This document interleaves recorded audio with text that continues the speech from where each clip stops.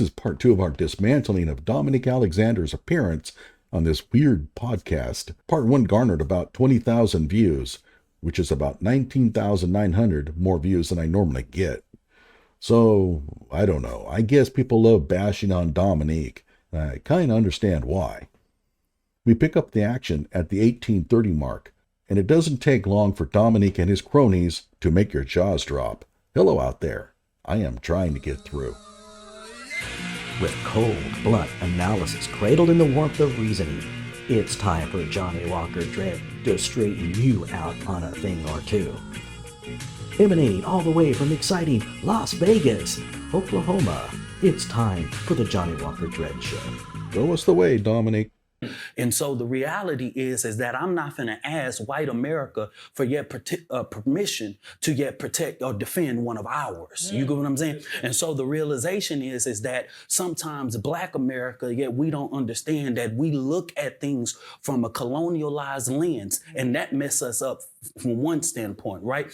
Is that if their white child can yet say self-defense, our Black child has the ability, right? These laws were not created for just some, they were created for all, right? Okay, wait. Karmelo Anthony is claiming self-defense. It's not like he needs you to go there and kick the door down so that he can claim self-defense. You're right. The laws are written so that anyone can claim self-defense. And he's going to. He doesn't need you. In fact, if anything, you're probably hurting his case. Well, not really. None of this stuff is admissible, but whatever. Constitution should apply for just all, not just some, right? And so if anybody got something to say about that, be quite honest with you, Minister Dominique Alexander, I say go to hell. The reality is that I'm not finna ask you okay or permission or ask you to defend my Black boy up in this community. He's not your Black boy. He's a kid that's been accused of committing a very serious crime. The evidence against him is pretty steep, but we'll see. But he's not your boy. And this tribalism is what's getting a lot of people in a lot of trouble. And nobody is saying that Karmelo Anthony cannot claim self-defense. He can claim it. What they're arguing is that it doesn't appear that he's going to be able to back up his claim of self-defense in court. We'll see. And I literally saw in the aftermath of George Floyd, a 17-year-old child with an AK-47 and literally executed 3 people, shot 2 of them in the back. And yet he was able to walk away with self-defense and raise more than $2 million, right? Okay, so here we go. Kyle Rittenhouse apparently used an AK-47, even though everybody and his dog, except Dominique Alexander, evidently, knew it was an AR-15. The fact that it was an AR-15 was a big deal. People made a lot of hay out of it, but it seems to him that he doesn't understand that. And keep in mind, this is not the first time he's claimed that it was an AK-47. He didn't simply misspeak here. Nobody in the public media has one video camera, but we got the video of Kyle Rittenhouse with an AK-47 shooting 3 people in the back. He really does think it was an AK-47. He then claims that he executed 3 people. I think only 2 people died that night. And what about this claim of shot 2 of them in the back? Well, he claimed earlier it was 3. And I did a shorts video on this, but now it's only 2. The reality is that only one of them was technically shot in the back. However, JoJo Rosenbaum was lunging at Kyle, and Kyle shot him such that the bullet into the top of his back and went down his body, consistent with a frontal attack. But he wants you to believe that JoJo Rosenbaum was running away from Kyle at the time. Nope, that's not how it happened. So the man is not only misinformed, but he's also a liar. He knows that Kyle didn't shoot 3 people or 2 people in the back. He's been corrected on that already. He just continues to say it. What did Black America do? Whatever. Hey, the court of law spoke or whatever it may be. And so the only thing we're asking you to do is respect that same process that Black America respected, right? And so if you raised it for the white boy, we can raise it for the Black boy. You know what I mean? And we ain't asking you for permission to raise those funds, right? Because at the end of the day, Karmelo didn't later on claim self-defense. He claimed self-defense from the moment he done it. That was literally in the affidavit. It wasn't nothing that he arrived 2 days later. Oh, so arriving to a self-defense claim days later is a mark of guilt, huh? Well, Crystal Kaiser concocted her self-defense claim months after she was arrested. And I can guarantee you that he would say, well, that doesn't matter. There is no consistency whatsoever in these guys' arguments. The fact is that Karmelo did claim self-defense when he turned himself in. However, he then asked the cop whether it was self-defense. That's not good. And then he claimed that Austin-Metcalf put his hands on him. Didn't mention Hunter. So this whole idea that he was attacked by both boys is going to be a little suspect. None of the witnesses claimed that it was both Hunter and Austin. And when he was arrested, he only mentioned Austin. This is one of the reasons why you don't want to talk too much to the police when you're being arrested. Telling the police right up front that, hey, I had to do it, it was self-defense, that's okay. After that point, you probably should shut up. He literally said it from the moment. It's in the police affidavit of what Karmelo Anthony said when they put the handcuffs on him. Okay, so if you claim self-defense, that means it's self-defense. Okay. He said in statement on the affidavit, is he okay? All right? Meaning that he didn't premeditate, he didn't intend, he didn't do none of that. And it was self-defense is what Karmelo Anthony said. That's all I want people to understand, right? But even like people asking me, you know, a lot of different things, and this case is very interesting. No, there's other things for them to understand. Number one, the law. I really want people to understand the law of self-defense. And in Texas, he has to fear serious bodily injury. And his description of what happened seems to undermine that significantly. But we'll see. Maybe there's video that shows that Austin-Metcalf really did threaten his life. If so, guess what? He's innocent. But I want to see that video first.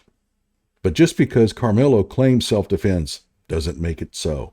Because I always tell people all the time, it's hard for us to talk about a lot of the details in the case because a lot of the witnesses are minors. And so, you know what I mean? It's only so much we can say, but literally say, hey, man, sit back, stand by, and look at us in court, right? Well, you can claim that I saw the video and it is definitely self-defense. The fact that people there were minors has no effect on that. You can claim what witnesses are saying, even though they're minors. You just can't identify them. But if the evidence is out there that Karmelo Anthony acted in self-defense, and you're withholding that evidence out of concern for minors, then you're an idiot. And so that's the only thing. But we cannot, as Black people, allow them to give us permission to rise up. Correct. Everything about us is under attack right now. Everything, our classroom, everything. We can't even talk about our own history.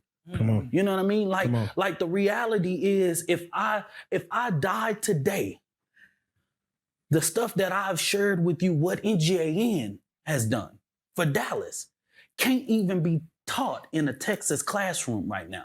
What about the things that you've done personally? Can we teach that? Oh, wait, that would be too violent. Might make some of the kids cry to learn what you did to people. Like that 2-year-old that you nearly shook to death and that girlfriend that you beat up.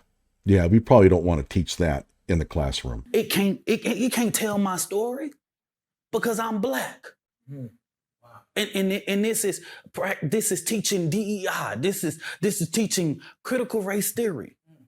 And so when people see the outrage, it's because what are we sleeping under a rock? Come on. The man is in the White House, man. The man is in the White House, man. Trump derangement syndrome warning. Man literally said, man, I remember one statement, man, I told somebody, man, this dude here, man, this is crazy. I remember when the dude when the plane crashed, the next day and the media was sitting in the Oval Office, and that fool they say you gonna pay visit to the water area where the plane crashed, and the dude literally looked at them and say, "What I'm gonna do out there? Go swimming?" Yeah. I said, "Man, listen, man, this damn fool. Listen, man, it's over. Man, it's over with, man." You know? What does that have to do with anything?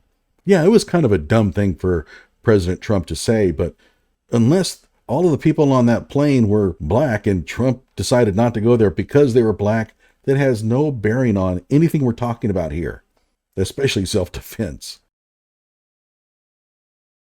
It's just the reality of racism and bigotry. And they know how to play into us. They know how to put narratives into us, right?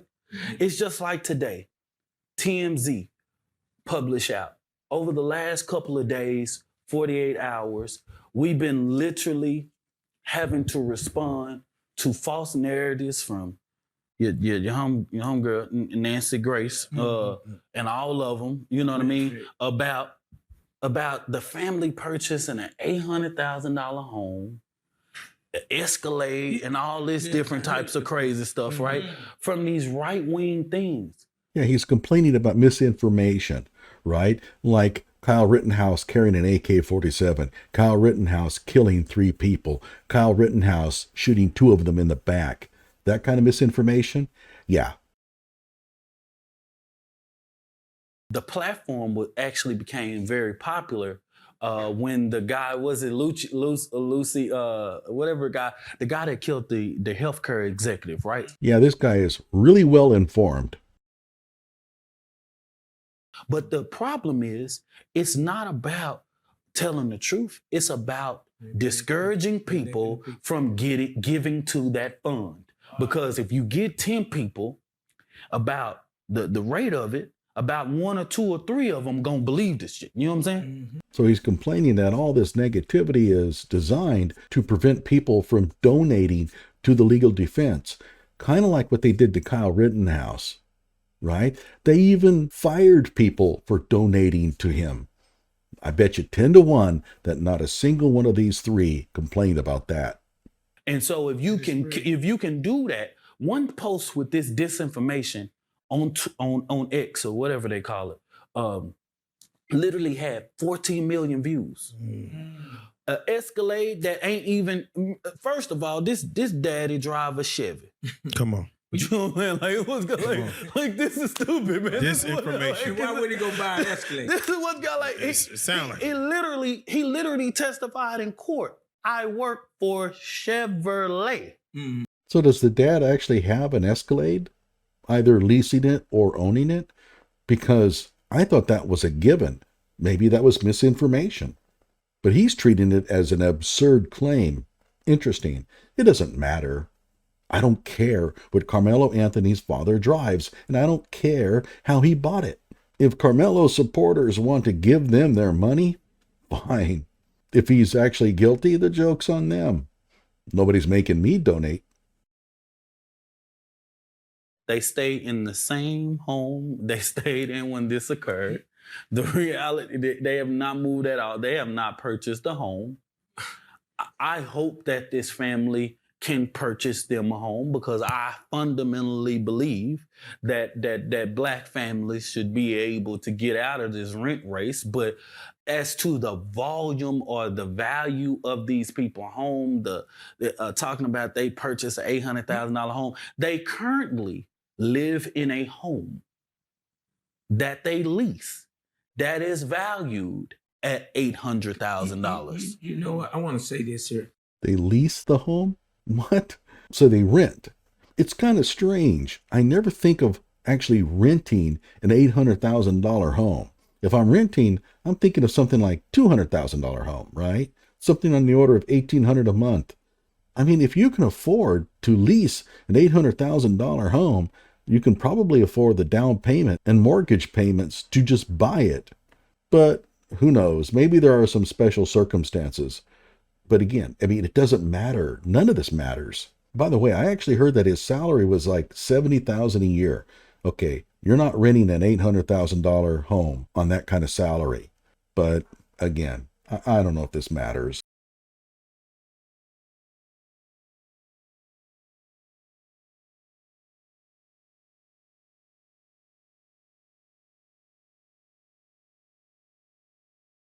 Now, this is to stop them being supported. And we all know that this young man gonna have to have lawyer fees. No, it don't. We don't know how long the trial gonna last. Correct. And so we don't know if these people might have to move, because it's already said they know where their address is. Correct. And people been threatening these people and all that. But this is what I want to say to you. You Yeah, Kyle Rittenhouse, by the way, was deplatformed 23 times in his fundraising attempts, and they were forced to go into hiding. To this day, Kyle's family can't publicize their whereabouts. Kyle did. He told everybody where he's working. I don't think that was very smart. But the notion that Karmelo Anthony's experienced something unheard of is ridiculous. We've been through this before, and it's terrible. Nobody should be threatening the Anthony family. Leave them alone. Let the courts take care of this, especially since Karmelo's parents didn't stab anybody. but I got common sense Yeah. to know that social media is very deceitfulness. That's why Trump say a lot of things about social media. He knows Correct. how they try to, Back to Trump again. him in a situation. But it's good that you are here, because now you open the eyes of the people. Correct. Because I've heard some black people, I'm just gonna be honest, they didn't even control their mind. And they said he must have did something. He must have done something. It's got to be more to it. No, it ain't no more to it. It's just simple. If you never been bullied before, if you never been put in that situation, you don't even know what you go through. Matter of fact, I was on this show talking. He's saying there's nothing more to it. He's heard Karmelo's side and it's over. It's all done with. He must have been bullied. None of the eyewitness reports say it. We haven't seen any videos showing it. But in his mind, that must be what happened. And he's not even going to entertain a contrary argument. The joke of how I was bullied and how it turned me to a monster and how it caused me to protect my family, protect my kids, protect my brother and sister. So when people holler about, What have you been doing? Are you also a violent criminal just like your buddy there? And you're blaming the bullying for it? Come on. A lot of people get bullied and they don't end up doing crime. And we're going to find out later that he's also a former prisoner. Just like Dominique. The dude in the back is probably a criminal too. I'm just joking. I don't know for sure. was he being bullied? I'm just going to ask you a question. It just common sense. Then they said he a murderer. All these things they doing. Do you know what a murder is? A murder is somebody who premeditate and kill somebody intentionally. That's a murder. Why does social media call him a murderer? I'm going to tell you why they're doing it. It doesn't have to be premeditated. They think that Karmelo had to have shown up with the intent to kill Austin for it to be considered murder. Nope, that's not how the law goes. They already know if they put this in the people's mind, it'll turn their back on them. It'll make them say, oh, he's a murderer, he's a killer. Here's a young man, educated, got straight A student in a 3.7. good neighborhood, and you're trying to tell me, I'm a pastor, let's keep it real. I have compassion for the young man who lost his life.